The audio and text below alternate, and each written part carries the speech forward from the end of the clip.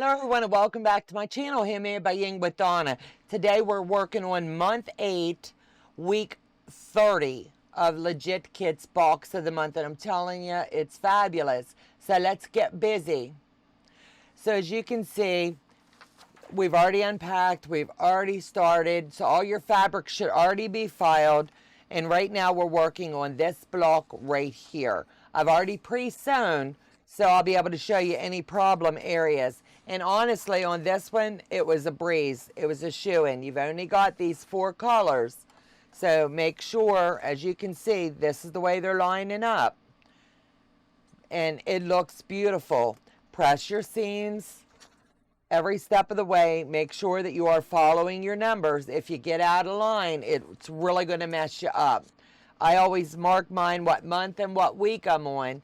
That way, as I'm working my project, it's just a little tip and a trick for me that helps me along the way. So I hope the little tips help you too. Take care, God bless, and I'll see you back next week.